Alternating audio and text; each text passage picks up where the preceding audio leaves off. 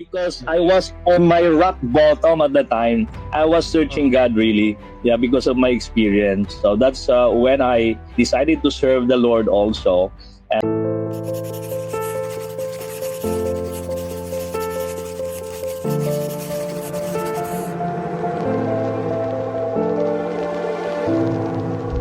In the name of the Father, Son, the Holy Spirit. Amen. Amen. Lord God, we are so thankful, grateful for this day, for Judge Rico. Today we declare your power, your glory upon his life. I know, Lord, marami po siyang ibabagi sa amin that will inspire us, that will motivate us, and that through his story, you will speak to us. And Lord, continue to guide, empower, and protect Judge Rico for all his endeavors and whatever he do, Lord. I pray, Lord, for you cover him with your most precious blood and fill him always with wisdom and understanding in everything that he do, Lord. Empower him, anoint and prosper the works of his hands. And Lord, today, I believe na marami pong ma-inspire at matatouch sa interview na to. And tinataas po namin lahat ng ito with the intercession of our Blessed Mother, Saint Joseph and Saint Michael. In Jesus' name we pray. Amen. In the name of the Father, Amen. and the Son, the Holy Spirit. Amen. So welcome, Judge Rico Rentusa. Yeah. Thank you. Thank you, Adrian. Thank you for the invitation, for having me here. Yeah, for sure, Judge. Kasi sobrang, sabi ko kayo, napanood kita doon sa shiner ni Brother Bo. Very unique ang story mo and napakaganda at kailangan ko makakonect sa'yo at para ma-invite ka, baka pumayag ka. Thank you for saying yes po. You're welcome, Adrian. You're welcome. Judge Rico, sa ating mga viewers ngayon na first time kang nakita, baka pwede ka munang magbigay ng background. Yun ba mga pinagkakabala ng isang Judge Rico Rentusa? I am now the presiding judge of Bogo City, sa north of Cebu. So for those na medyo familiar sa Bantayan Island, yon Malapascua, yon. So somewhere, yung area na yon ang covered ng regional trial court where I am one of the presiding judges. Marami kami. We are 7 in that judicial station, no? So syempre, but I have a house in Cebu City. So every week I go there, no? Early morning and Monday, and then balik naman ako on Friday. So yun ang buhay ko. And then of course, station ko pala, the court that I was assigned or appointed to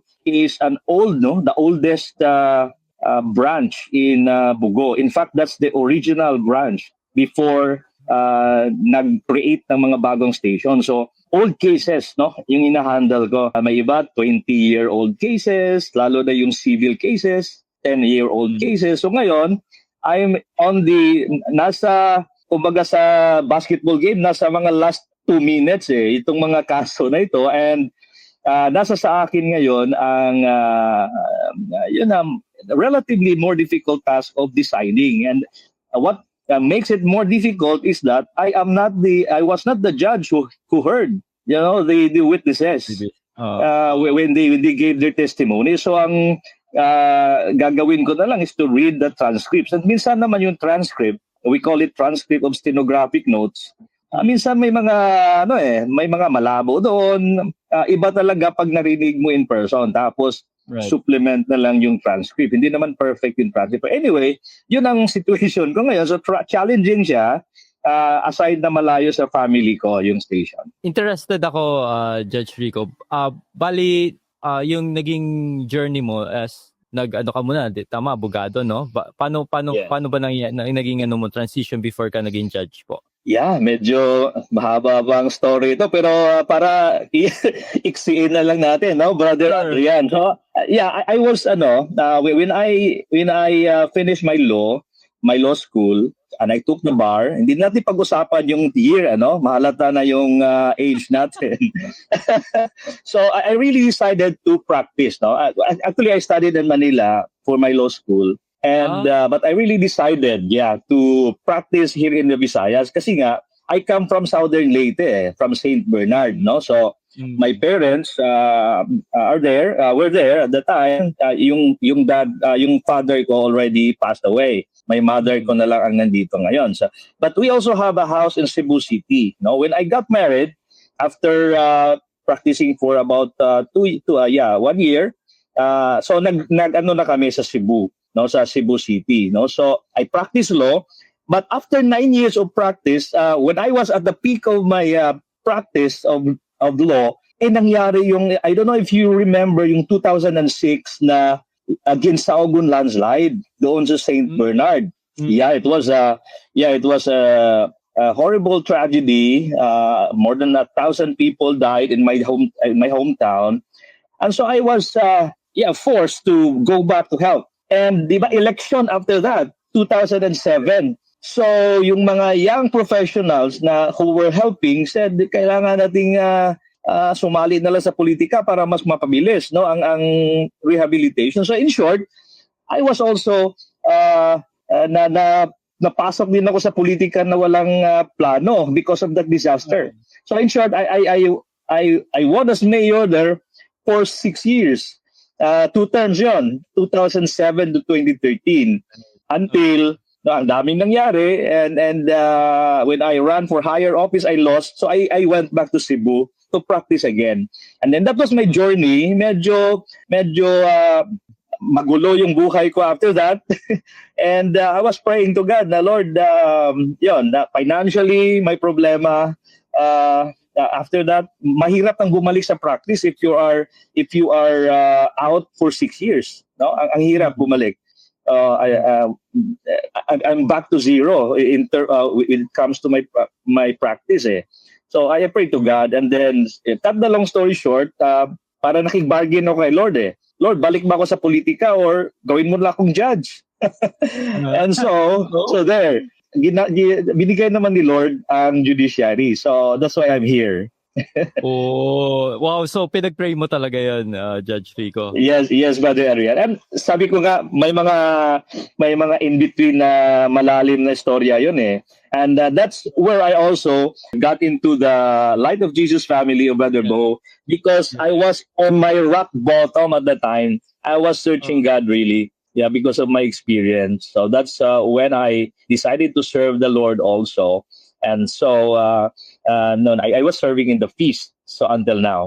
Bali, yun nga yung sabi mo, may struggle ka sa professional life mo during that time, no? Kaya mo. Yes. Paano nalaman yung the feast? Kung yung mga hindi po nakakalam yung the feast is Catholic Charismatic Prayer Community yun. Yeah, so that's right. Actually, before nung yung before we were sa church nun? Nagsiserve ka na ba nung bata ka, or Yes, I was growing up in the Catholic faith. No, I was into the choir in Saint Bernard. No, I was active as part of the choir in my parish, and when I studied in San Carlos in my pre-law, I was active in the campus ministry. So talagang sabi ko nga, kung pumayag lang yung father ko, baka pari na ako ngayon. Because I was, kaso lang, I am the only boy, no, in the family. Dalawa lang kami, sister king isa. Sabi ng father ko, bigyan mo naman ako ng apo na may pangalan yung surname natin. So yun, hindi natuloy yung plano ko to become a priest. But I was really active, no? And when even when I went to law school, I always go to church, no, and continue with my spiritual life. Yon until I will learn about the feast nung long time ago. Si Bo pa pumunta dito sa Cebu, and we were just attending. Okay, and we were inspired really, no, by the talks, and then tapos na-interrupt yun when I went to Leyte, no, to serve there as mayor. Na-interrupt yun until nangyari na naman yung problem. I was in my rock bottom when I searched again. Hinanap ko uli yung feast. So nahanap ko naman, and then we decided to serve, me and my wife. So bali ang nangyari, parang naging preacher ka na nun, no? Not yet. So we were still serving in one of the ministries, no? Yung wife ko, businesswoman eh. So napunta kami doon sa marketing ministry, di ba? Meron naman tayong marketing ministry. Of course, to raise funds for the ministry and all. So doon kami. We started with that ministry. And then nasama kami sa couples, yung sa Lux, di ba? May Lux doon. We attended the Lux retreat, and then part kami sa couples. until not until 2016, if I'm not mistaken, na in-invite ako, no? Na sige, mag-try ka nga, bro, na builder. Pero of course, 'di ba, may process naman 'yon. I attended the radical training. Talagang yes. Yan, solid. Although parang hindi ko yata natapos yung sol eh. Oo. So there, mga 2015 or 2016, bro, I started to serve as a builder dito sa Cebu. Nice. And parang ang nakwento ni Brother Bo na ang sa story niya na parang huminto ka dahil kailangan mong naging judge ka na during that time? Yes. So ganito. So I served from 2015 2016, 'di ba, until nag-pandemic. And yung pag-pandemic, 'di ba, online na yung mga fees natin. You know, before the pandemic, nag-apply ako kasi yung deadline sa application for judge is January 2020. January 'yon. And nag-lockdown in March. So hindi gumagalaw yung application namin. So sabi ko, Lord, ikaw na bahala. Para nakalimutan na yun eh. Kasi walang parang na-stop lahat halos, di ba? For 1 year. So pero continue yung pag-serve ko sa online fees. Kasi nga, tuloy-tuloy naman yung online fees. So 2022, yun namin na-receive yung appointment, no? So imagine 2020 yung application ko and then 2022. So yun, nag-decide ako mag-sabbatical. Kasi sabi ko, nung malaman ko na I have 2,500 cases dito sa station ko, sabi ko, hindi ito kaya, lalo na malayo, di ba? Sabi ko sa mga leaders dito sa Cebu, bro, mag-sabbatical muna ako. I really have to focus kasi nga, hindi ito normal eh. This is not a normal load of a court. So I really have to focus. Kaya, yun, after 2 years, I reduced it to 1,000. Sabi ko, pwede na. So I went back. Sabi ko, bro, pwede na ba ako mag-serve ulit? Kasi nami-miss ko rin talaga yung service. Na-miss ko rin. So, yun, I'm back now. And so that's the story na pinento ni Brother Bo. As a builder ulit po, Judge. Yes. I'm the builder now of the Feast Golden Prince Hotel dito sa Cebu every Saturday. Wow.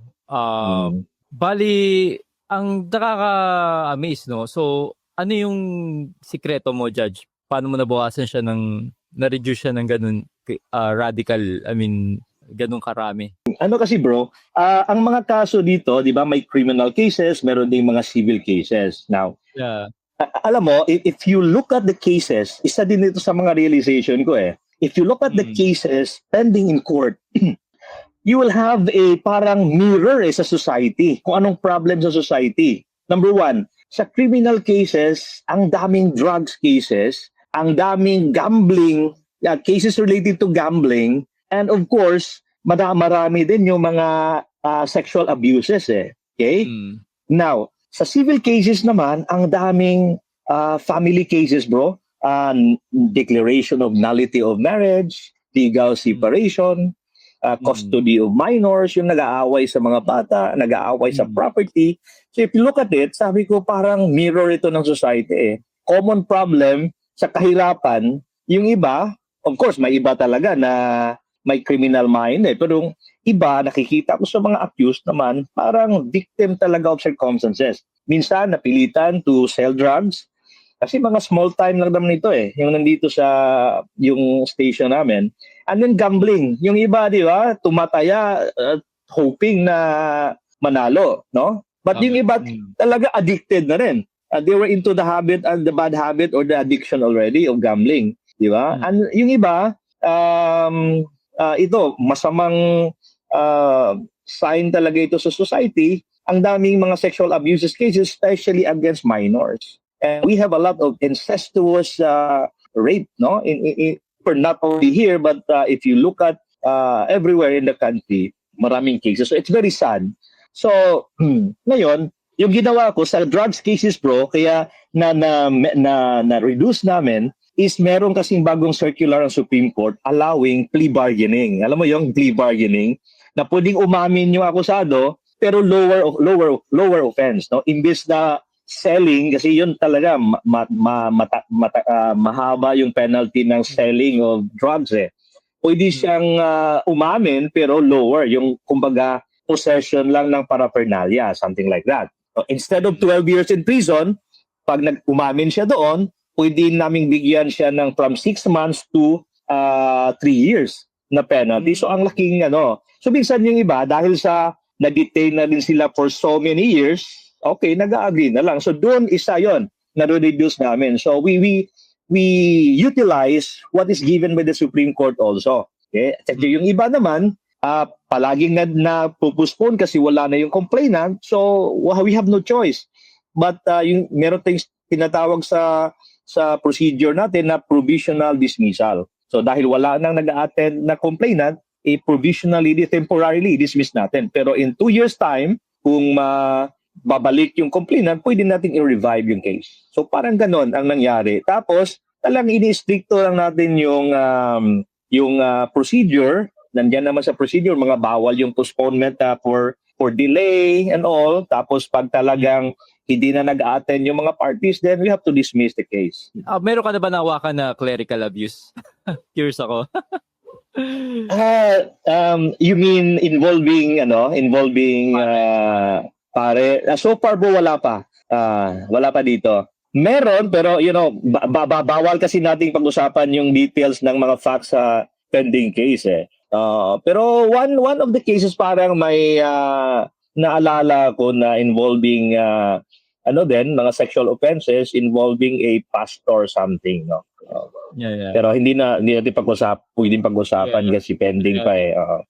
Pero priest, Catholic priest, so far wala akong na-encounter pa. And Judge, paano nyo po nababalanse yung pagiging isang West na kailangang maging patas sa batas at ang pagiging isang Katolikong may matibay na moral conviction po? Yeah, very good question, Adrian, and talagang challenging siya. Pero alam mo, wala naman talagang conflict eh. Yung pagiging huwes or serving in this secular office, sabihin natin, di ba? And our being a Catholic, no, faithful. Kasi nga, if you really look at the laws, no, yung ginagamit din naman naming batas and even yung mga procedure ay, if you look at the history of these mga batas naman is it will boil down to divine law eh. If you look at kaya interested ako yung legal history, it boils down eh yung mga civil law kasi ang batas kasi natin framework ay hybrid tayo eh, di ba? We're colonized by Spain and then we're colonized also by the Americans, and may mixed yun eh. Hindi lang sa dugo natin na hybrid tayo. Pati yung batas natin naging hybrid. Dinala ng mga Spanish colonizer yung mga civil law concept nila, at yung mga Americans naman dinala nila yung common law concept. So na hybrid. Pero if you look at both itong batas na ito, it will boil down to divine law eh. The law based on fairness eh. 'Di ba? Fairness, justice, and even mga ibang schools of thought, lalo na when it comes to penalty. Pero bottom line, the law is based on love, really. But you cannot legislate love. But so walang conflict, because pag nag-apply kami sa batas to decide a case, tinitingnan din namin eh, justice pa rin yun kasi example, criminal cases, tinitingnan namin kung talagang nagawa ba, di ba, sa accused. And then may mga elements yung crime eh. May mga elements yun. So may guide kami. Kaya, and may penalty yun. May penalty yung bawat crime na yun. And so, what we will look is the evidence and then the law applicable, and then kung talaga bang ang accused ang author ng crime na ito. Okay? And if you look at, kasi human justice naman ito pinag-usapan eh. We are placed here to dispense human justice naman. Ang sa amin lang is to approximate our human justice with divine justice. Okay? So, minsan nga hindi kami nag-exercise ng discretion namin para kaya nga, yun ang explanation ng lady, di ba? Yung lady justice na symbol natin na talagang may peering, no? Peering matawag doon sa Tagalog, may blindfold. Yeah. Kasi kami minsan, hindi kami tumitingin minsan sa mga who are involved, except that we look at the evidence kung talagang siya ba ang gumagawa. No?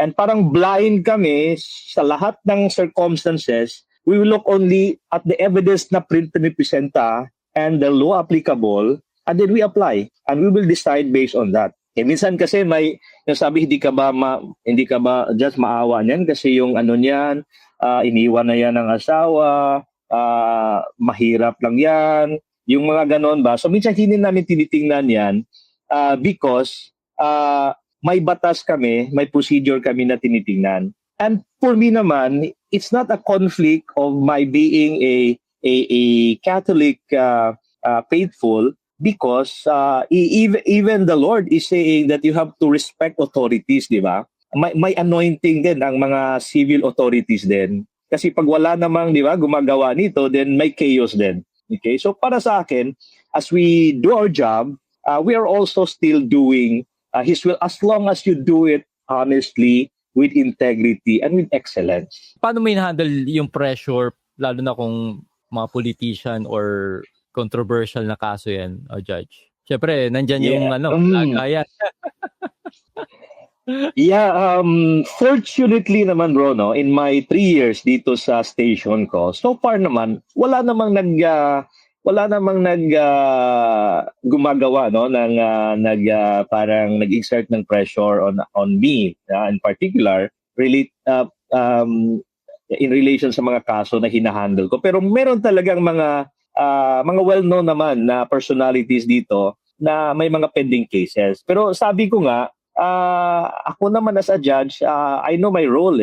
I only have to look at the evidence. I only have to look at the facts na established and then the law applicable. So that's it. And alam na mga lawyers yan alam, mga kilala ko nga din yung mga lawyers ng mga parties And so para sa akin, I'm not pressured because as long as you don't give in. Kaya nga, if you're asking hypothetical, kunwari, no, may mga offer na gano'n or mga pressure, doon na magka-come in yung valuing mo, no, as a faithful. Will you give in? Diba? Will you succumb kasi temptation yan diba? Hindi pa naman yan sin until and unless you accept it and you perform yung bagay na hindi dapat gawin just because of the bribe, for example, or pressure. So doon na magka-come in yung moral issue doon. Fortunately naman bro, salamat sa Panginoon, wala pa namang nangyari dito, no? So far sa experience ko. So far mababait naman siguro ang mga tao dito. And even yung sinasabi mo na mga influential dito sa locality, meron silang kaso, but so far maganda naman ang I'm saying maganda because wala naman akong na-experience, no, na mga pressure or even offer for whatever favor. Right. Threats, mga death threats, Judge. By God's grace, wala naman, Brother Adrian, so far.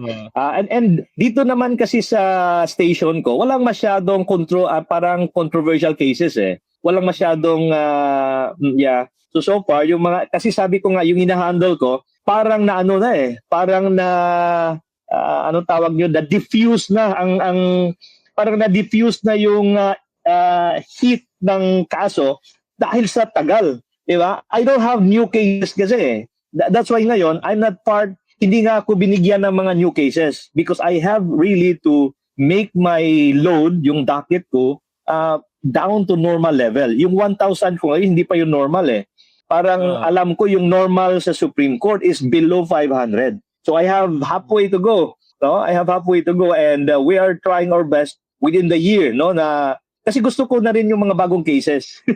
Ayoko nitong mga napakaluma na I really have to wear face mask pag binabasa ko kasi inaalikabok na bro Inaalikabok na. At yung iba talaga napupunit na yung mga pages pag ginaganon mo. Tapos they are using pa yung onion skin, di ba? Na, I don't know, alam pa ba ng mga kabataan yun yung onion skin na paper? Hindi na.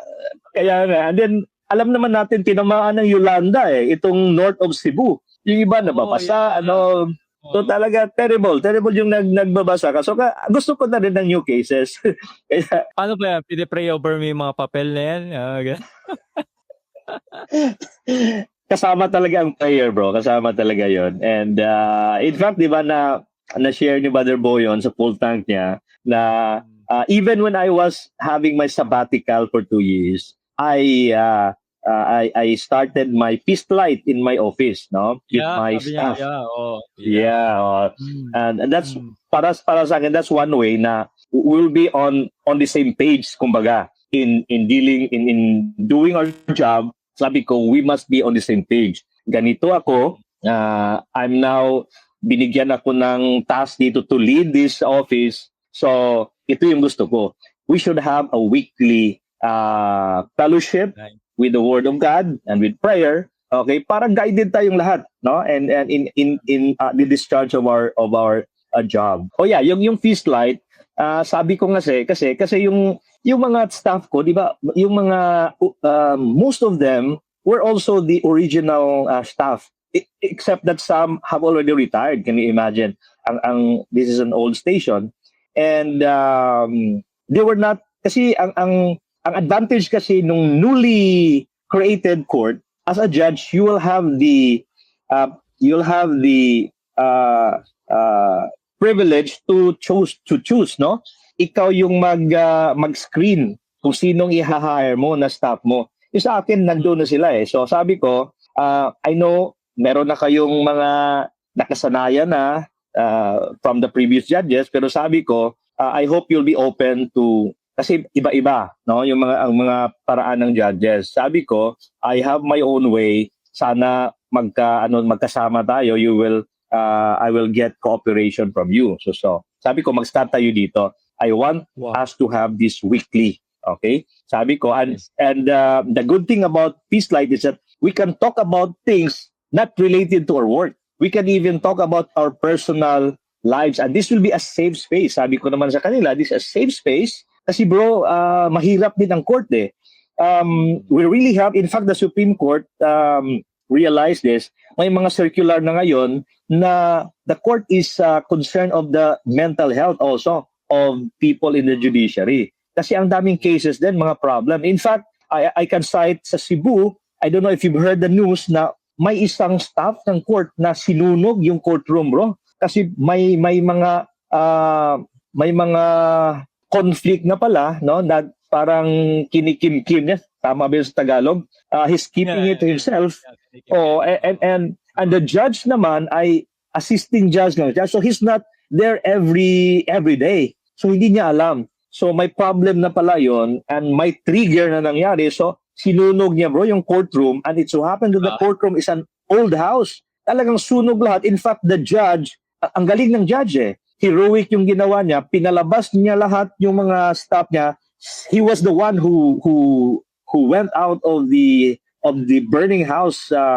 He was the last one to, and in fact he got burned, and buti na lang he survived, pero talagang third-degree burns ang inabot niya. In fact, parang nag-early retirement kasi because of that. No? So, because of mental health issues, hindi na para palabas yung mga hinanaing ng staff. So, sabi ko dito, we'll have this avenue where you can talk anything, even your personal concern, as long as hanggang dito lang, hindi ito makalabas, and we will pray over it. And if we can help, then we'll do that. Wow, galing. Hindi sila pwedeng ma-absent kasi ikaw boss nila eh. Yun. May isang builder ka nagtanong sa akin, bro eh. Bro, Jad, paano mo ginawa yon? Gusto ko rin gawin dito. Sabi ko, ang advantage dito kasi ako ang judge eh. Hindi sila makaayaw.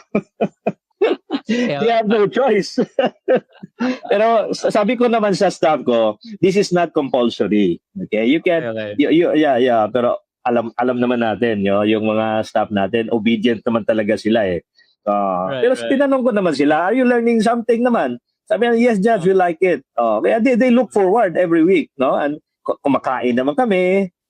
Nagtitreat naman ako sa kanila ng pagkain. So yun lang naman ang ginagawa namin weekly. So bumili kami ng pagkain, we ate together. So yun, maganda yung bonding din sa mga kasama sa opisina. Buti lahat sila Katoliko. Lahat ba sila Katoliko, Judge? Actually bro, hindi. Merong born again Christian, may mga Christian naman, and sabi ko, you don't have to make the sign of the cross kasi nagsa-sign of the cross kami. Minsan we talk about Mary. Diba, may mga topics naman na about Mary. So sabi ko, walang problema. You don't have to do what we're doing as Catholics. Ang sa atin naman, di ba, we all believe in Jesus. Yeah, we all believe in Jesus naman. And ito naman are based sa Bible. This is biblical. So yun. Kaya we, as much as possible, I don't talk about religion. Okay? Although they know that I'm a Catholic and they know that I'm serving in the feast. No? Kaya nga, Peace Light. Sabi ko, alam nyo, kasama na kayo sa feast eh. Kasi alam na ni Brother Bo na meron tayong Peace Light dito. Wow, interesting yan And Judge, pag may mga kasong nadidismiss dahil sa technicalities, so paano nyo pinanatili ang tiwala sa hustisya, lalo na sa mga tao naghanap ng moral accountability? Bo, talagang I really take time, no? I really took time to explain to the litigants, no? Yun nga, one example na madidismiss ang case because of technicality, number one is talagang yung mga witnesses hindi nag-attend despite subpoena. Diba? Kami naman mga court, meron kaming tinatawag namin na coercive power. Pwede naming pilitin ang mga testigo kung gusto ng Estado. Diba? Kasi yung criminal case, yung state naman, yung people of the Philippines represented by the fiscal, siya yung pipili kung sinong witnesses. So, syempre, yung fiscal hihingi ng subpoena kasi wala namang control yung fiscal sa mga testigo And so, the fiscal will ask for subpoena. Kami naman, yun ang power namin. We can compel, no? Pwede namin puwersahin ang tao to testify. So, kaso lang, minsan, kahit ilang subpoena na ang ipapalabas namin, walang witness na darating Tapos yung return, may tinatawag tayong return, yung report ng nagsiserve, sasabihin, Judge, wala dyan. 2 beses, wala na dyan. Nag-transfer na daw. Tapos hindi nila alam kung saan. Siyempre, mag-issue na naman tayo ng alias subpoena, yung another subpoena. Despite wala talaga. So, and parang without that witness, hindi talaga ma-prove yung case. So, wala talaga magawa. So, we have to dismiss the case and we will explain, pag ang private complainant naman ang hindi mag-attend, bro, meaning, yun naman ang naghihingi ng justice, di ba? Right. So, wala tayong magagawa. Sabi ko nga, ang court din kami, passive din kami. Okay? Kung sinong mag-i-invoke ng authority or power namin, diyan kami mag-a-act. Bihira lang ang court gagawa ng yung sinasabi sa batas na motu proprio, no? Yung motu proprio mean on our own initiative, bihira lang 'yon. Most of the time we are passive. That's why kailangan ng mga abogado or litigants na mag-motion, okay? Para ma-relate natin ngayon sa nangyayari, di ba? sa Senado, di ba? So that's really educational, di ba? You cannot the court cannot act without motion. Okay? So yung mga kaso na na-dismiss mo o technicality, isa 'yun sa mga rason. Ang complainant mismo hindi na nagpapakita. Kaya walang choice ang court but to dismiss. Okay? Minsan ang fiscal, sabi judge, pwede bang hindi permanent dismissal? Provisional lang muna kasi baka mahanap namin in 2 years time. O yun naman, nasa rules naman yon. So yun ang isa sa mga buffer yon ng batas para just in case, no? Parang may problema lang ang complainant ngayon pero baka later on maalala niya, oy, meron pala akong kaso, gusto ko pang ipagpatuloy. So if he shows up, then pwedeng i-revive within 2 years, no? Depende sa penalty, 1 year or 2 years, depende sa penalty. So yun bro, so mapapanatili pa rin natin yung trust ng tao as long as you explain, okay? Nandoon naman sa order yon, and we don't dismiss naman whimsically, no? Or kahit isang beses lang, hindi naman. Di ba? Kasama din ang due process noon, di ba? Matunog din ang due process ngayon dahil sa mga current events, di ba? So kasama yon, yung due process na yon. Pag hindi hindi sumipot one time, bigyan na naman ng chance. Second naman, hanggang third, fourth na yon. Minsan pag fifth na talagang too much na yon. So, yon.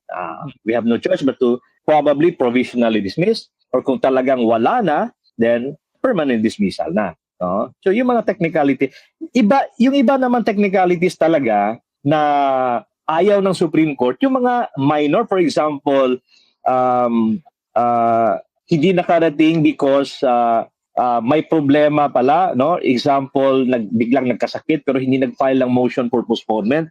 Minsan kasi may ibang mga judges stricto doon eh.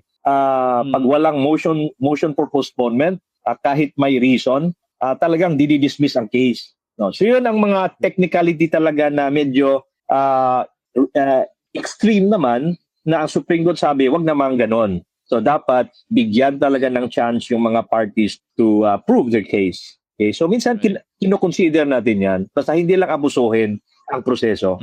Right now, isa kang Catholic preacher. So may advantage ba ang pagiging judge mo sa pagpipreach mo sa mga tao? Or may disadvantage? Ano yung pros and cons ng judge? Yeah, so in fact bro, isa sa mga reason bakit ako nag-sabbatical kasi I was really thinking then na will it have conflict maka-create ba ito ng conflict of interest me being a judge now. Oo. Kaso lang when I was studying also we have our canon, no? We have our code of judicial conduct. Tinignan ko naman doon wala namang direct provision na nagsasabi bawal ang huwes na maging preacher. Wala doon eh. Ang sinabi lang doon, as long as you don't engage in activities, number one, you will have a pecuniary interest sa mga cases na pending ka, or even yung family mo, may mga interest doon sa kaso. Number two, na wala kang conflict of interest no sa mga involvement mo, no? Hindi naman binabawal eh. May mga kaso na gano'n na example yung mga fraternity, di ba? May mga judges naman who belong to fraternities and even civic organizations. Marami yan. And kasama doon yung mga religious organizations. As long as, again, yung pagiging involved mo dyan ay will not create a conflict of interest in the performance of your judicial function. Ako naman, sa Bugo naman ako na-assign eh. And I'm a preacher in Cebu City. Malayo. Malayo naman. So most of my attendees natin or mga servants, wala namang kaso sa Bugo eh. Okay, so isa yon. So probably, maiba yung situation pag doon ako mag-preach sa Bugo and most of course, the attendees will be from Bugo and yun, pag may maging servant na may mga kaso sa sala ko, no? So that's another story probably. Okay? And yung sinabi mo may advantage ba, bro? Sa tingin ko yung advantage is yung experience ko minsan nasaswak sa topic eh. Like yung yung previous topic, no, about work, yung work natin. Our work can become our sacred sacred space where we can create another Eden, a sacred space. Yun.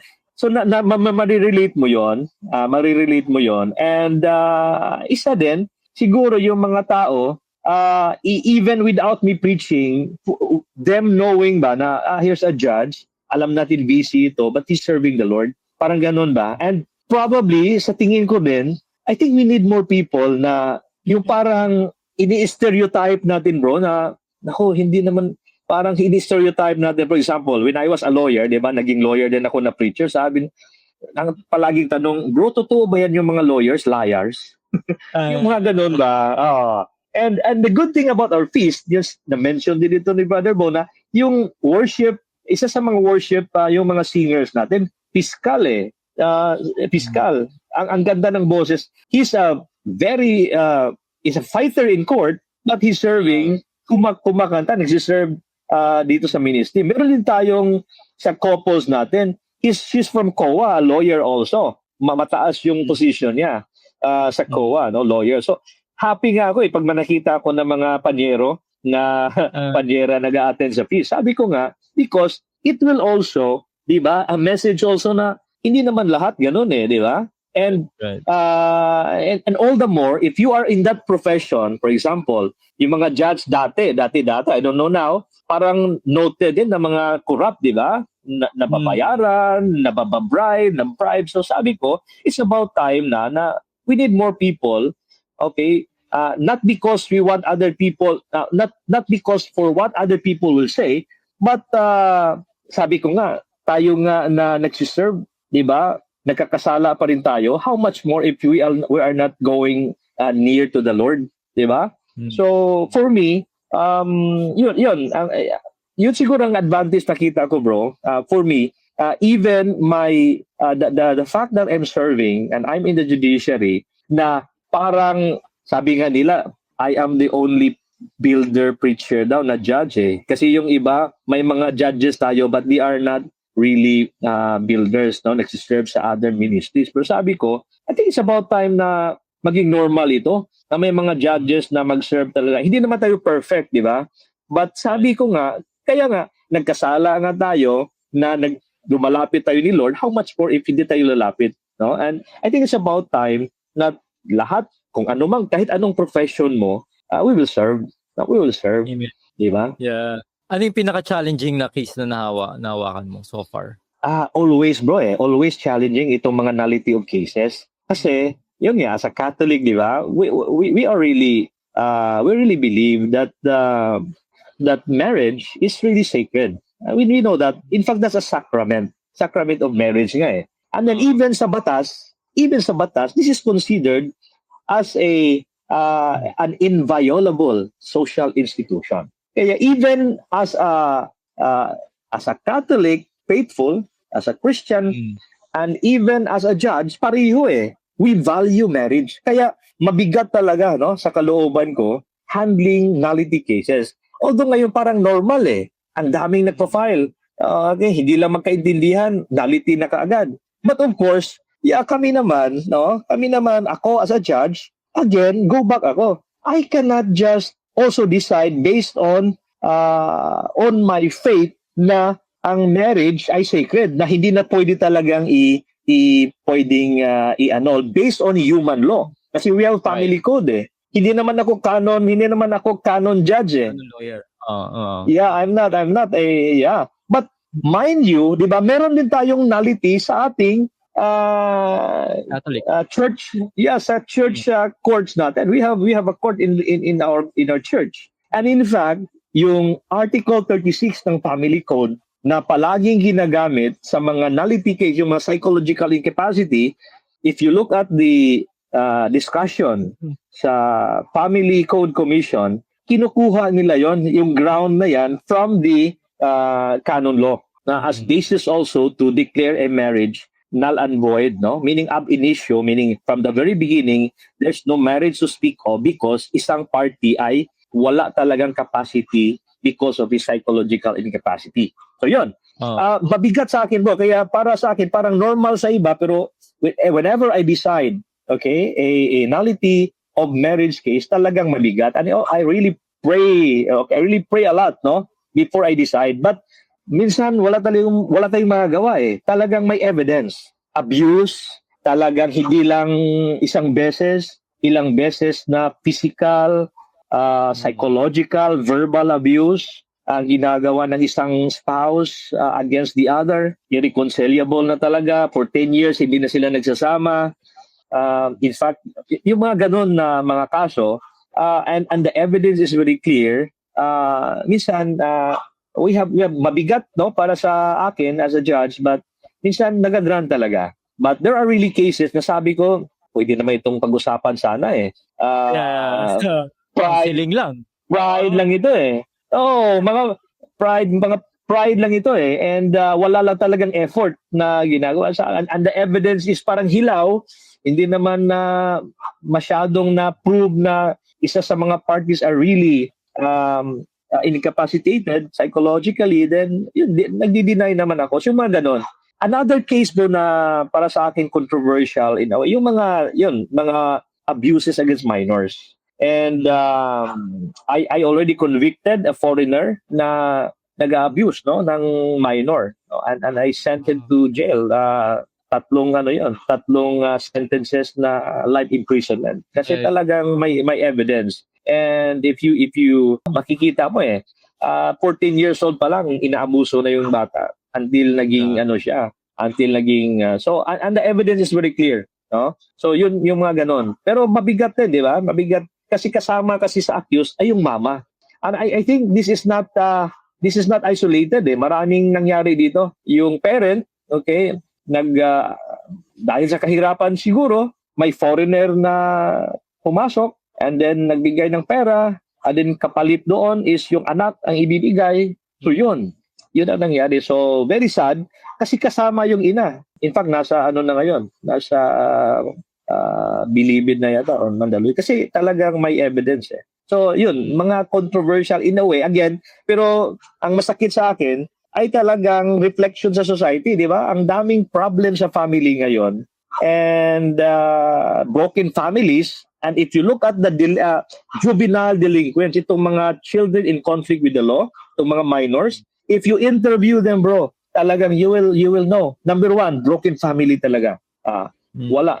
Lumalaki sa lola, yung iba lumalaki sa ibang tao, wala ng parents kasi ang papa, for example, ay nasa priso dahil sa drugs. Ang mama naman nalulung sa gambling, nasa ibang may iba na, ganon. So naiwan yung mga anak. So yung mga anak barkada, so nalulung din sa druga. Ganon. O nagnanakaw, o nakapatay, o nang-rape. Talagang very sad. Very sad. Kaya we need a lot of prayers really. And may advantage ba, Judge, pag magaling ang abogado? Well, yes. Meron din. Pero, again, pag magaling ang abogado, nagagamit niya yung lahat na pwedeng gamitin under the rules, di ba? Kasi yung kaso naman, may rules of procedure Diyan lalabas ang galing ng abogado. Pero hindi naman maiba yung substantive law Iba yung batas na, for example, sa criminal case, hindi naman magbabago yung mga elements ng crime Okay? Kahit magaling or hindi magaling yung abogado, may mga safeguards ang batas na kahit ba negligent ang lawyer may mga safeguards yung batas. Kaso lang, pag magaling talaga ang lawyers, minsan, yun nga, nadidelay ang case kasi magaling magpasikot-sikot or talagang magaling in a positive way, pag magaling ang lawyer, magaling mag-present ng evidence, malinaw sa court. The way the evidence is presented, malinaw sa court. So, nakakatulong sa court yun to decide. Okay? So, pero pag mahina yung lawyer, gulong-gulo ang evidence, alam naman tayo, for example, sa criminal case, proof beyond reasonable doubt yun So, pag magulo ang evidence, ang court din maguguluhan, ma-affirm yung presumption of innocence. So, ma-acquit. Diba? So, ma-acquit. So, yun ang mga dyan. So, tama yon. If the lawyer is good, it will help. Pero, kami naman mga judges, not all the time. We know, pag may mga abogado talaga na they are just using or abusing the procedure to advance the interest of the client, meron kaming power naman to regulate and manage the case. And Judge, sa tingin niyo po, ano po mga reforms ang pinakakailangan ngayon sa judiciary natin para may pakita ang Catholic values tulad ng dignity at justice? Bro, alam mo, in fairness sa court, we are actually now the court is in the right direction. No? Number one, di ba tayo naman forgiveness and we give the Lord naman ang ganda ang topic ngayon sa feast natin, forgiveness You know, ang Supreme Court ngayon, ang daming circular, bro. Before, meaning the court now really wants the parties to arrive at amicable settlement. Whatever conflict is that, except yung mga criminal cases. Pero, yun ang reform na nakita ko na maganda because before i-file yung case, di ba, meron na tayong barangay conciliation. Pag na-file na sa court ang case, meron tayong pre-trial stage. Doon pinag-usapan yung settlement. Ngayon may mediation, dinagdag yun, mediation. So after pre-trial, pag hindi nagkasundo, ipasa doon sa mediation. Hindi lawyer, hindi judge ang mag-mediate, no? Just to get their interest, no? How to settle. And then, pag hindi pa rin nagkasundo, may JDR, Judicial Dispute Resolution. Judge na mismo ang mag-preside, pero hindi yung trial judge, ibang judge. Okay? And doon mismo talagang ipakita na sa judge, hindi naman pwede namang maging bias siya magtingin because hindi naman siya yung mag-decide Pero in a way, iwa-warn niya. If you will continue with the case, ganito ang tingin ko. Mahina ang kaso mo, plaintiff. So, tingnan mo yung offer ng defendant, baka pwede mo i-consider. Or defendant, malakas yung kaso ng plaintiff, you might as well consider yung demand niya. Parang ganon in a way. At ganito ang batas. Alam natin yon. Mga lawyers, alam nyo. Ang ebidensya nyo, ganito lang. Ang ebidensya sa kabila, ganito. So parang ganon ang mangyari sa judicial dispute resolution. So in a way, last talagang chance. So if you look at it, 4 na level ang binigay ng court para magkabati yung mga parties.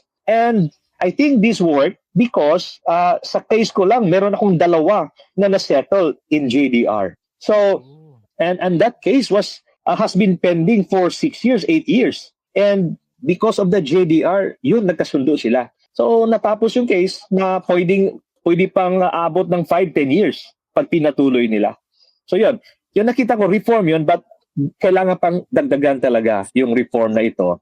Ang nakita ko na magandang reform na siguro madagdag, bro, is yung actually hindi ito reform talagang kulang pa tayo, no? Kulang pa tayo sa mga courts, lalo na for example sa station namin, yung Bantayan Island, walang court doon yung mga merong 3 munisipyo doon, Bantayan, Madridejos at Santa Fe. Yung mga kaso nila nandito sa Bugo, so they have to cross the sea, no? Magbo-boat pa sila, ang laki ng gastos.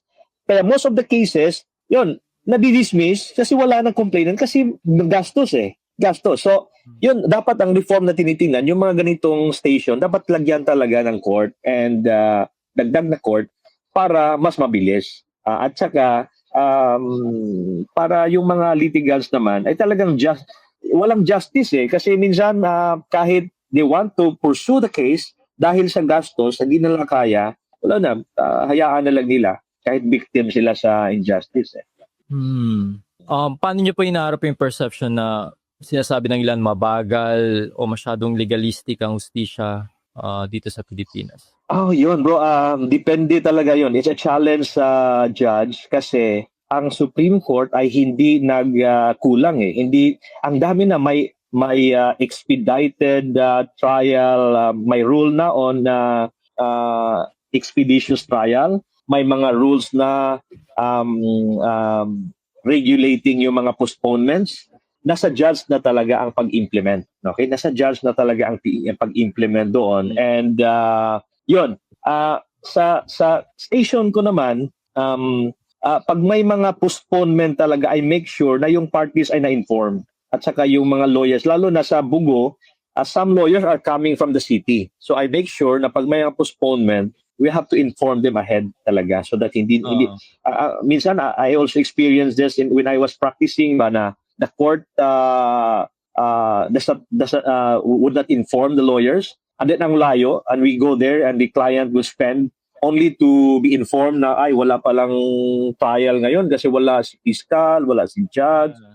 So yun, because of that experience, in my court now, I make sure na as much as possible hindi mangyari yon pag may mga valid talaga reason na mag-postpone. Okay?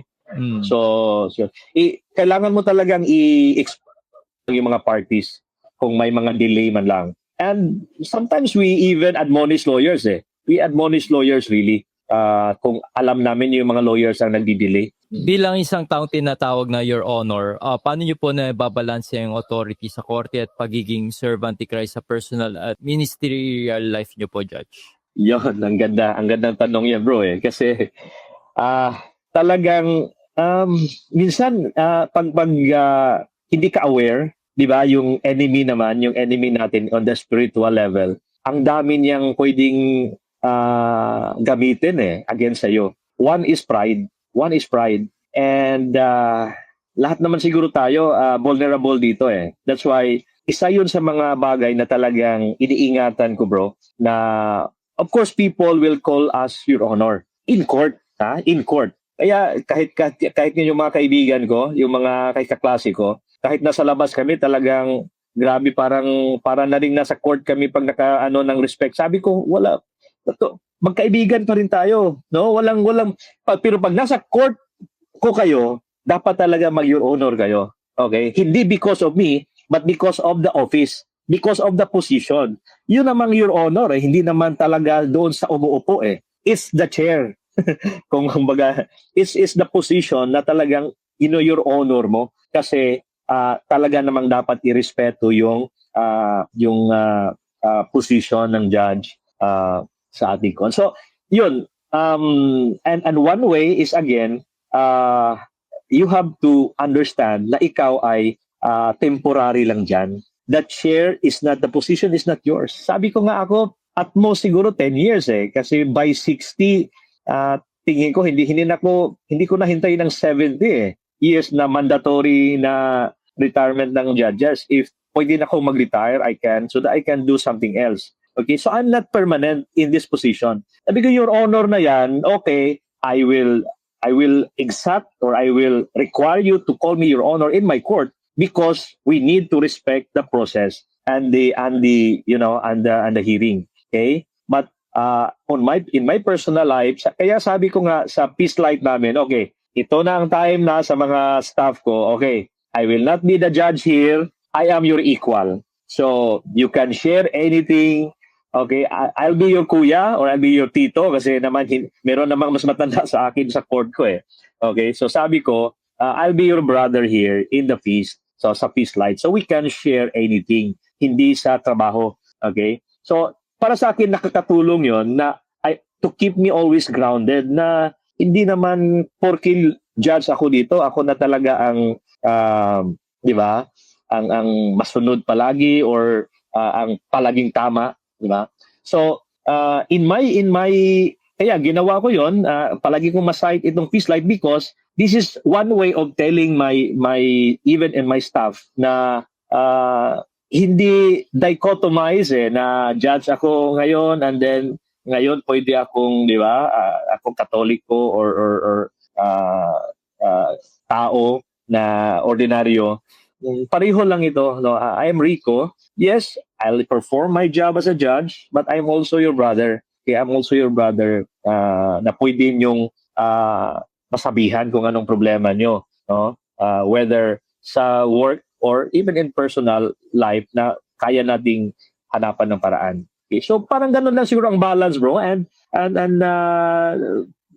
idagdag ko lang na yun nga, as long as you know na may mission ka, kahit anong position, kahit ma-judge ka, ma-lawyer or nasa BPO ka, di ba? Or nurse or doctor, kahit ano pa, janitor ka, if you just always remember na pwede mong gawin ang trabaho mo na maging worship. Ano ba sa Tagalog Tagalog yung worship, bro? Na Samba. Yeah, yung pagsamba mo, pwede mong gawin yon wherever you are.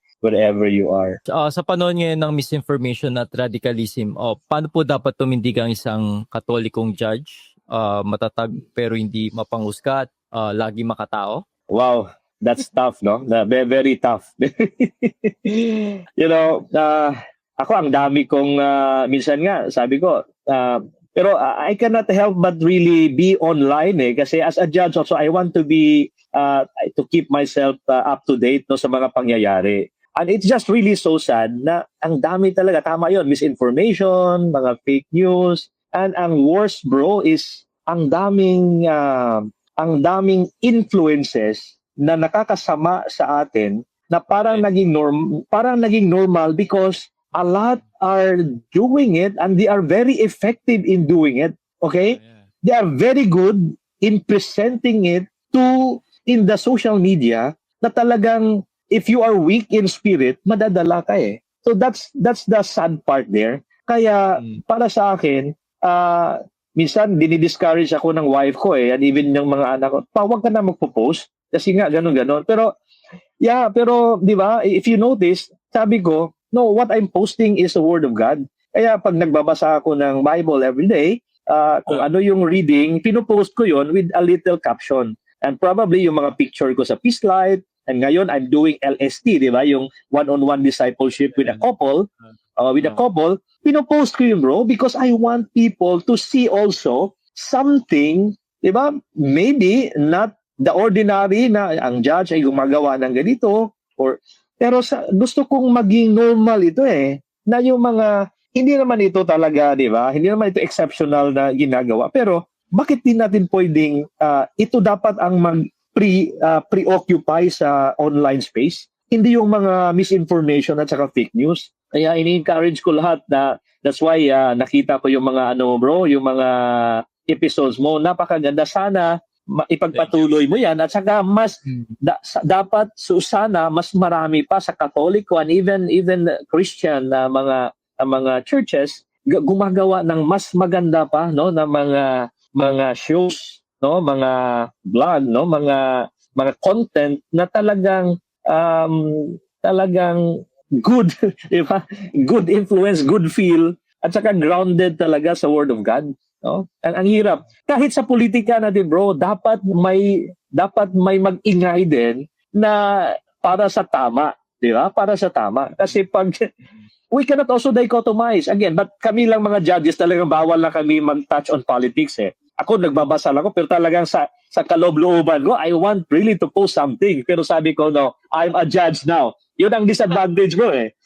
If I'm not a judge now, ang dami ko nang pinopost about sa mga current events ngayon, pero I'm keeping it to myself, no? But I hope, no, na marami ding mga lawyers, marami ding mga, wag na lang yung judges kasi bawal talaga sa amin, kasi may mga political undertones dito eh. So sana may mga lawyers or mga professors na magpalabas din no sa mga kung ano ang talagang tama no at saka mabuti. So and of course this is divisive, di ba? Yung politics is divisive but sana yung mga matitino ang maririnig sa social media at makikita sa social media. Amen. Tingin mo ba, Judge, dito sa nangyayari sa judiciary dito, I mean, yung nangyayari dito sa Pilipinas ay may liwanag ka ba nakikita? Pag-asa sa atin? You know, Brother Adrian, I believe that nothing happens by chance. Amen. You know, lahat na nangyayari, minsan tingin natin masama eh. Okay? But at first masama, pero we always believe that kahit minsan hindi natin nakikita ang galaw ng Panginoon, we always believe that at the background He's doing something eh. He's cooking up something. And I believe He's using people, no? Nandito naman tayo sa mortal world pa eh. So kaya he'll be using people but I believe na may grand design siya kahit sa Pilipinas. I believe na hindi ito by chance na nangyayari. Of course, divisive and because this is politics. But if you look at our history, bro, no, not very distant yung EDSA. 'Di ba? Ang hirap nung panahon na 'yon, 'di ba? Martial law time. And then EDSA happened. 'Di ba? Akala natin, but it was a miracle. 'Di ba? It was a miracle. It was God's hand. We really believe, 'di ba? Nuns were praying, bringing the rosary against the tanks, and all the people are. And then bumalik tayo, 'di ba? Dumidilim na naman. And then came a lot of, administrations, a lot of challenges. And then Duterte came. May pros and cons sa Duterte time, and di ba? Grabe. Talagang sinishake ang Philippines eh. Di ba? EJK, charges of corruption and all. Sabi ko, but di ba? One man pinilagay dyan, we were shaken eh. And good and bad, looking good and bad. Alam mo bro, sa totoo lang, I didn't agree with everything that President Duterte were doing eh. But there are also things that I admire of the man. And hindi ko na sabihin na siya yung pumirma ng appointment ko. Sa judge. but to be serious again, I really believe ito nangyayari. Hindi naman bro, hindi naman. But I think yung batch namin, one of the last batches na inappoint niya to the judiciary, yung patapos na yung niya, 2022 na yun di ba? Papuntang election na yun. Ayun. But my point is bro, yung sinabi mo na may pag-asa ba tayo? Of course. Yun naman ang trademark natin, di ba? As Catholic Christians. Hindi tayo bumibitaw sa hope eh. Di ba? And precisely, yun ang iniwan ni Jesus sa atin, yung cross na yan, di ba? Yun ang nagbigay sa atin ng hope. As long as we don't lose our sight on that cross, di ba? Whatever is happening now around us, wala yan eh. Wala yan. Everything, lahat ng kadiliman, we're all defeated by that cross already. So hintayin na lang natin, bro. But of course, as believers, we have to do our share. Iba-iba naman ang share natin pwede. Ikaw, alam ko, ang laki ng ginawa mo. This is changing the minds and forming the minds and, you are a counterculture to the misinformation and disinformation fake news eh. Yung ginawa natin, ginawa mo. You are a counterculture to the culture of the enemy na nasa virtual space. So sana magpatuloy and lahat iba-iba. Ako hindi na ako pwedeng makialam sa politika eh. But in my own little way, I can do it, no? Dito sa peace, sa mga kaibigan, sa circle of, sa immediate circle, we can do that, diba? Sa sphere of influence natin. Okay? I believe that God will use you kahit saan ka. So, Amen. Hopeful lang tayo, bro. Yeah. Whatever is happening right now. May question ako, Judge. Pero hindi ko alam kung gusto mo sagutin to or ano. Regarding sa Soggyville and same-sex marriage. Kasi pag... Wow, this is... pag ina-implement yan, well, mukhang nasa borderline na ako, bro, na parang mahirap na ako magsalita doon. Kasi, you know what? We don't know. A case might be brought to my court, no? Pertaining that. Although, wala pa namang batas. But I always go, meron akong friend pastor sabi niya, bro, there are only two truths, no? Consequential truth and categorical truth, sabi niya. Yung consequential truth ay yung truth na nagbabago according sa panahon. Di ba? Minsan, dati, yung mga women, children, hindi naman, yung mga women, hindi naman inallow na mag-vote kasi they were considered chattel. They were chattel. But as the years passed, binigyan sila ng right, di ba? So ngayon, ano na sila, di ba? Yung mga ganon. And then before talagang,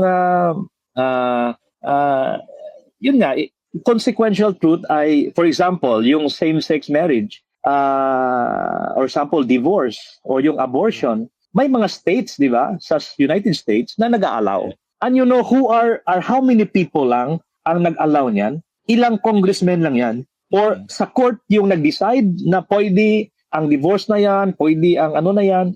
There are only how many judges or justices. But you know what? These are consequential truth Nagbabago-bago sa panahon. Pero may categorical truths na hindi nagbabago And nasa scripture yan Like man and woman na siya lang ang pwedeng hindi yan pwedeng kahit na sabihin pa ng iilang congressman na pwede na mag-marry ang same-sex, that's consequential truth para sa kanila. But the categorical truth is nasa scripture. Di ba?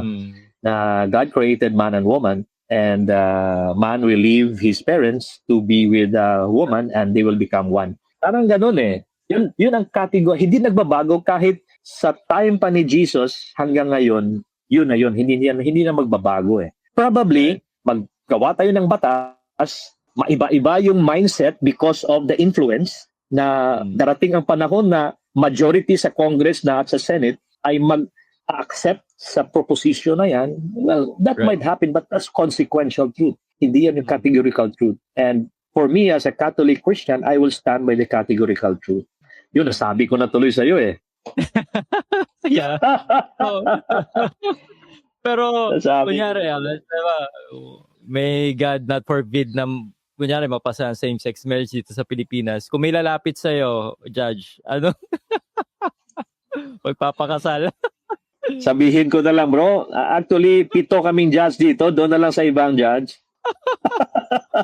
Pero pwede kayo tumanggi nun pag gano'n. Ano, bro?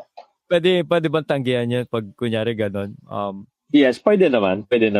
Unless kung ikaw lang mag-isang judge, wala kang choice talaga At saka nasa batas na yan, yun ang mga bagay na as a judge, kasama yun sa trabaho ko, then wala tayong magagawa. Pagdating sa civil wedding, Judge, any comment po? Oh yeah, kasama din yun sa trabaho namin.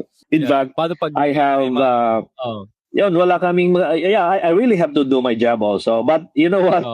siguro mahaba pa yung sermon ko kaysa pare eh. Encourage. And I really, yeah, I encourage them. I encourage them to go to really to really have a wedding sa church after that. Minsan naman, ini-interview ko naman bro minsan practical yung ginagawa nila kasi most of them yung seaman, OFW, saka before siya alis, magpakasal na, minsan buntis na yung babae, parang ganon ba. So, sabi ko, well, good thing, pero sana hindi ka lang napilitan. Hopefully, pagbalik mo, you arrange your church marriage. Yun talaga ang advice ko sa kanila. Yeah. Ano comment mo, Judge? Siguro isingin ko na nito sa di ba, parang last year uminit yung usaping divorce kasi nga, di ba, parang gustong ipasaya ng mga ibang senador. Kasi ang dahilan kasi about abuse daw para mas mabilis makawala sa mga abuse. Ikaw bilang judge, anong comment mo dyan?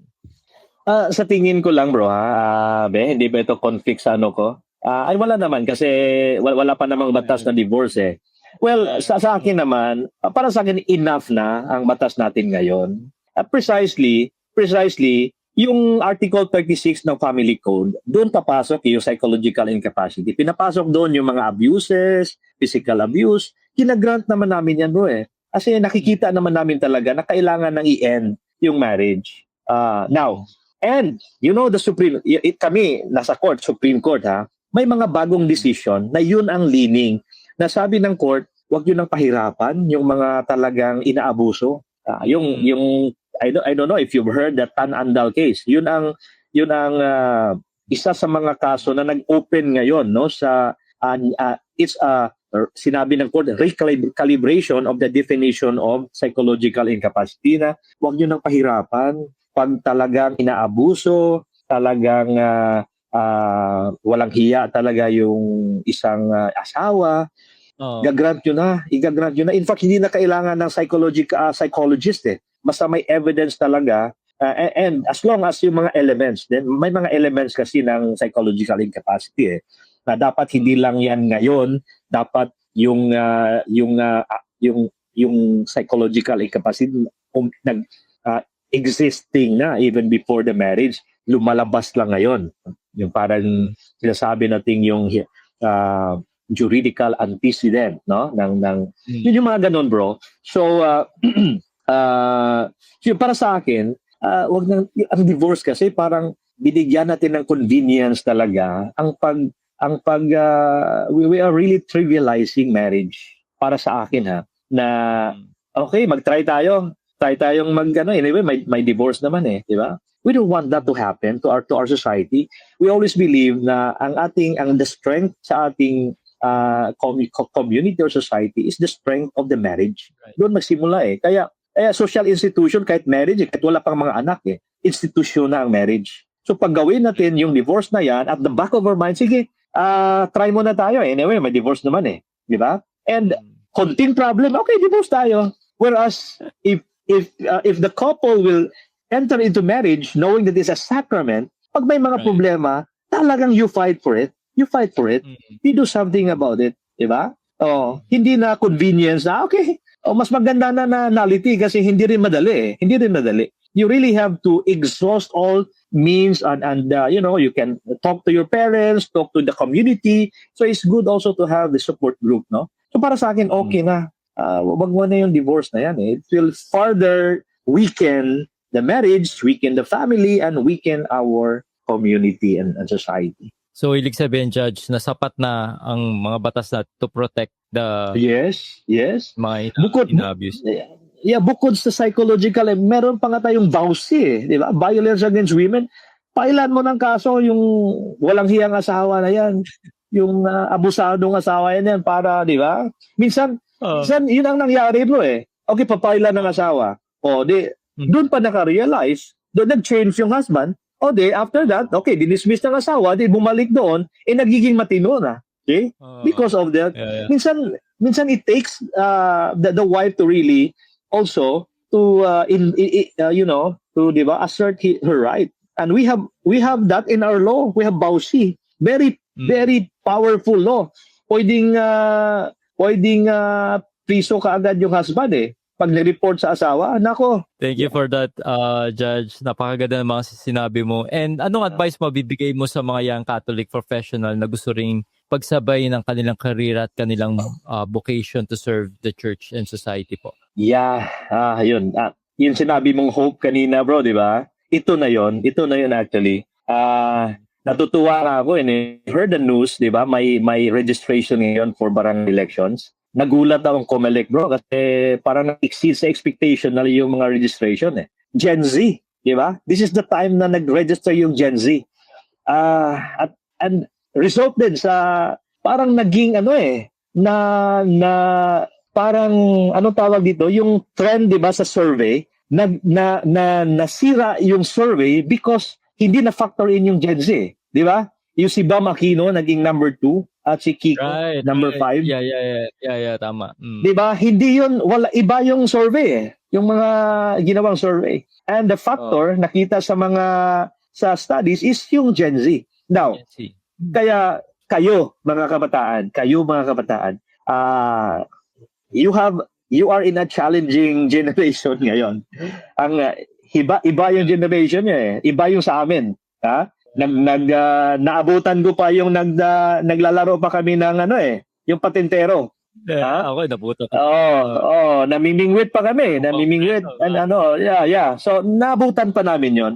And iba yung challenge namin. Ngayon iba sa inyo. Now, yung message ko lang yung sa mga young professionals, mga Gen Z, millennial, please, okay? You have the power now. You have the power. Now, ang message ko lang, do not allow yourselves to be just absorbers of information. Okay? Yeah.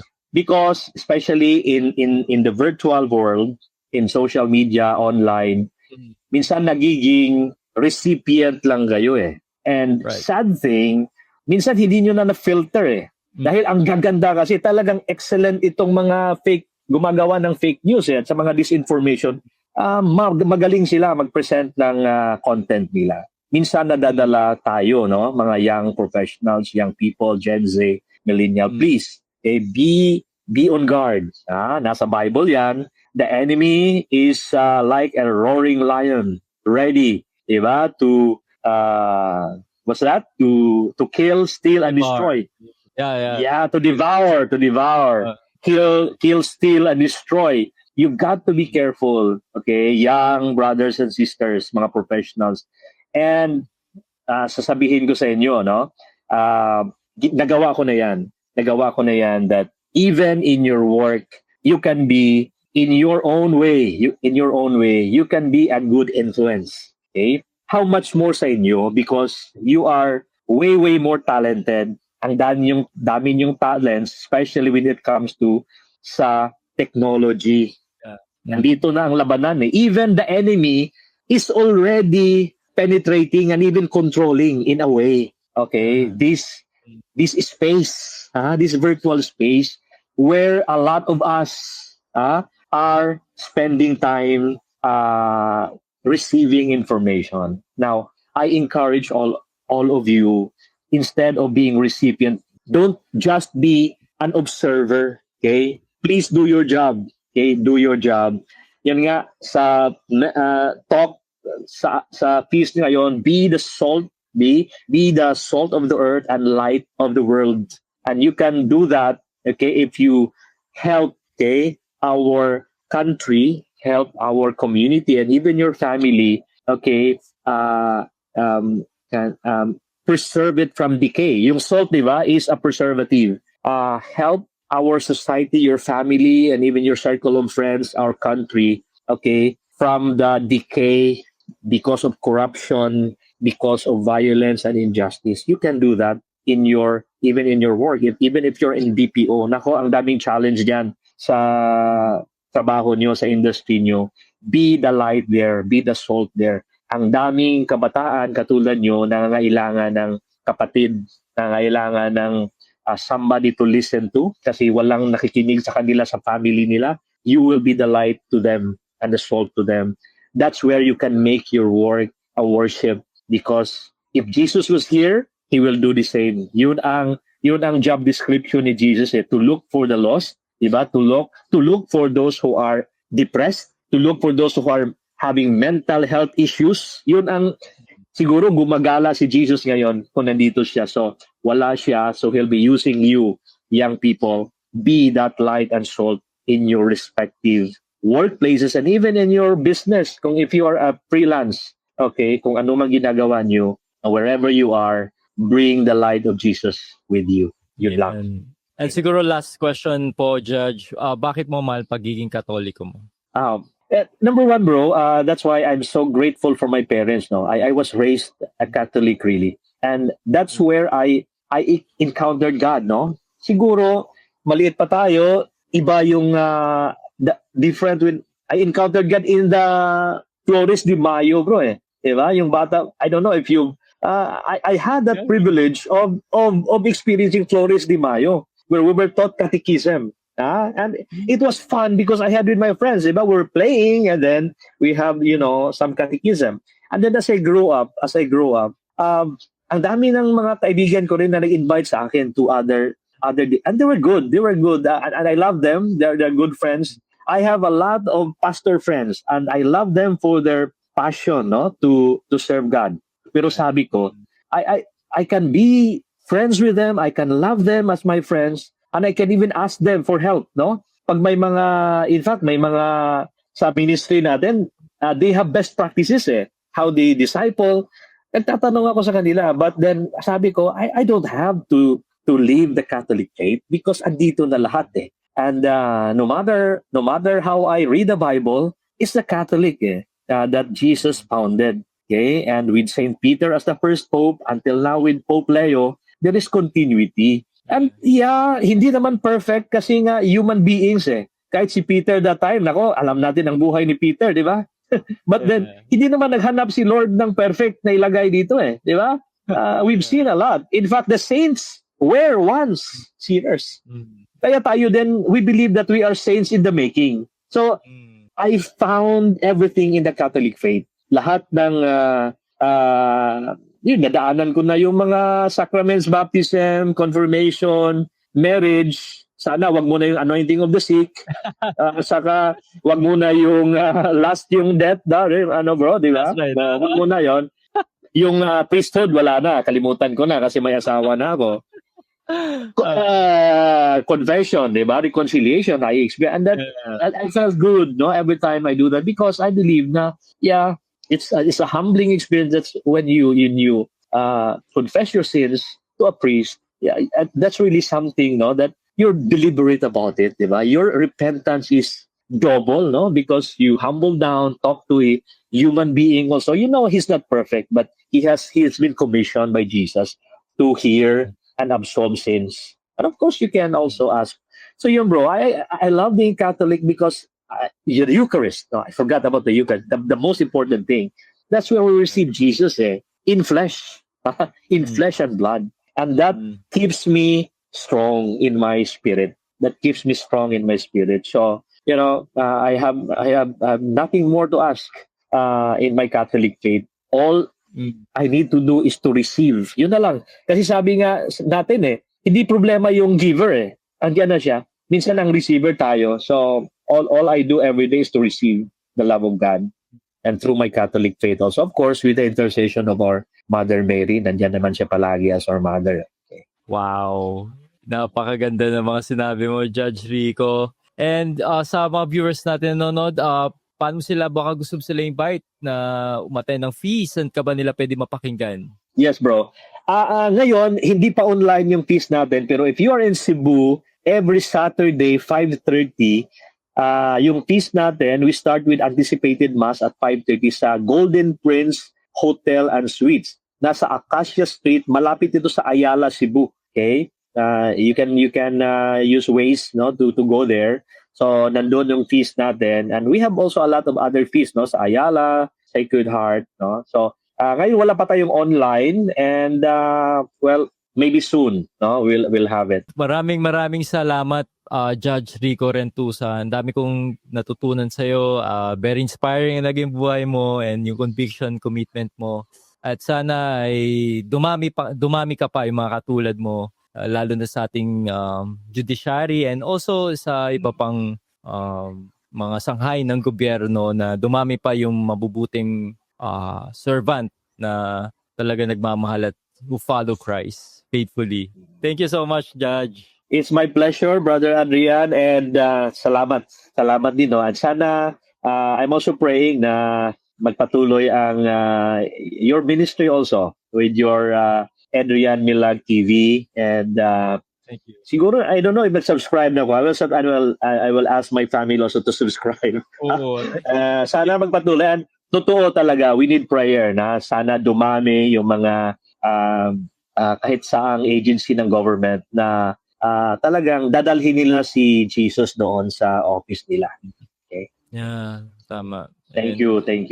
And hope to see you in person sa mga may Yes, bro. ring it. Yes. I look forward to that. Yeah, to meet you. Okay. So, thank you so much, Judge Rico, and rest You're welcome. prayers. And baka pwede mo kaming close with a prayer po. Sure, bro. Yeah. Okay. Yes, sir. In the name of the Father, Son, and Holy Spirit. Amen. Our Heavenly Father, we praise and thank you for this beautiful day. Salamat, Lord. Thank you for the gift of life, good health, and gift of family. And I also thank you for the gift of Brother Adrian, oh God, and his the thing that he's doing for you, oh God. Thank you so much for this opportunity. I believe that this is not a chance, oh God, that I have the chance to converse with my brother. And I just pray, oh Lord, that you bless all of us. This is a challenging time for all of us, not just in the Philippines, but the world. But we believe, oh God, that you're in control. You're in control. And we pray for your constant presence in us. Holy Spirit, we pray that you be with us always to strengthen us. We pray for your wisdom. We pray for guidance. And we pray, oh God, that all my brothers and sisters who are watching and who continue to watch also the program of Brother Adrian, oh God, will be blessed. I pray for blessing in all areas of their life, oh God, and whatever probably they are carrying something heavy in their heart right now, problems with their health, problems, financial, relationship, even work-related. We pray that you meet them where they are, oh God, and we pray for your loving embrace upon them. And I also pray that you look at their dreams, oh Lord, the dreams that are aligned to your will. I pray that you also fulfill them. Oh Lord, I pray for the young people who are watching and those who are not watching. I pray that you just fill them, oh God, with your love. Fill them with your Holy Spirit. And that we pray, oh God, that you just fill even the virtual space, oh Lord, that is being attacked by the enemy. We pray that you use us. You use Brother Adrian and all the faithful in the Catholic faith and even in the Christian faith, oh Lord. Use all of us to counter the work of the enemy. And you protect us, oh Lord, by your blood. Protect us, shield us by your blood. And help us. And Mama Mary, we also pray for your intercession. Pray for us, and all the saints in heaven. All this I pray in Jesus' mighty name. Amen. Amen. Amen. Then Father, Son, Holy Spirit. Amen. What a beautiful and powerful prayer, Judge. And Daghang salamat.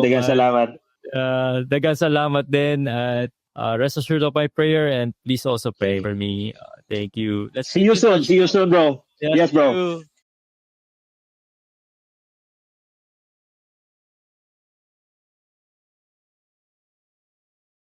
Ikaw ba ay nangungulila ngayong araw na ito? Parang may kulang sa buhay, sa trabaho, sa family, pero deep inside, parang hinahanap natin si Lord. Aminin mo man yan o hindi, kailangan mo yung tunay na kapayapaan at pag-ibig ng Diyos. Parang hirap-hirap bumalik dahil sa kasalanan, sa kahinaan mo, sa mga pagkakamali mo, sa mga distraction, priority mo sa buhay, at feeling mo nag-iisa ka. Lent is a return. Ang pagbabalik. A new beginning, bagong simula, inspired by the parable of the prodigal son. God is still waiting with open arms at hindi ka nag-iisa. Sa Follow Up, merong tinatawag na Pray 40 Challenge. Ito ay 40-day journey of daily prayer. Simple lang tong 40-day challenge na to mga ka-faith. Merong mga guided reflection and prayers at active charity para maging merciful ka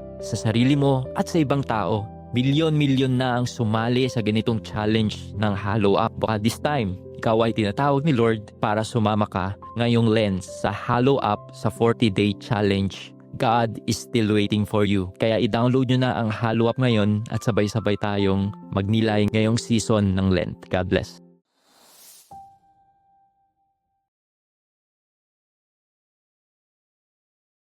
Gusto mo bang magkaroon ng early access? Kumbaga, ikaw yung unang makakapanood ng mga na-interview ko mga guests dito sa ating programa na Istoryang Katoliko. Magagawa mo yan mga ka-faith by joining my Patreon group. Kasi sa ginagawa ko na pag-i-interview ng mga different guests dito sa Pilipinas at sa ibang bansa, actually hindi ko pa talaga siya na-edit at na-upload agad. Marami pa akong backlog kasi nga I'm a one-man team dito sa ginagawa ko. So most of the time, ako talaga nag-e-edit. Actually, ako talaga nag-e-edit ng lahat ng mga interviews at mga vlogs dito sa channel na to. As much as I want, na after ko sila ma-interview, ay ma-upload ko na. Hindi ko po yung magawa kasi kailangan natin i-edit at pagandahin pa yung interview sa paglalagay ng mga slide and information na very relevant at mas makakatulong pa sa inyo. Pwede nyo siyang ma-access by joining my Patreon group. Once na natapos ko na yung interview, i-upload ko kagad dyan sa ating Patreon group ang mga pre-recorded interview. At alam nyo mga ka-faith, sa pag-join nyo din dyan sa ating Patreon group, ay matutulungan nyo ko dito sa ating ginagawang online evangelization. Alam nyo naman na itong ginagawa natin ay hindi libre. May mga cost tayong ginagastos, mga ginagamit natin, yung pamasahe, pagpupunta natin yung mga ini-interview ko na face-to-face, and etc. In due time, I'm planning to build a studio, a home studio. Malaki talaga ang cost at gagastusin dito. Kaya mga ka-faith, by joining my Patreon group, mas matutulungan nyo ko na mapa-improve at mas mapaganda pa at mapagpatuloy pa itong ginagawa natin na online evangelization. Di lang kayo magkakaroon ng early access, kundi matutulungan nyo din ako dito sa ating online evangelization. Kumbaga, you will be my partner in doing this. Kung wala kang gifts na ginagawa ko, magsalita, mag-interview, pero may capacity ka to help me in this mission, ay magiging mag-partner tayo. Ako gagawa ng pag-i-invite, pag-i-interview, but at the same time, alam ni Lord na you help me and you've been partnering me with this mission. Kaya mga ka-faith, para maka-join ka dito sa ating Patreon group, ilalagay ko yung link kung saan mo pwedeng ma-access itong Patreon group na to. May cost siya, may konting babayaran ka lang, pero yung magiging benefit naman yan sa'yo spiritually ay sobrang overload. Thank you so much and God bless.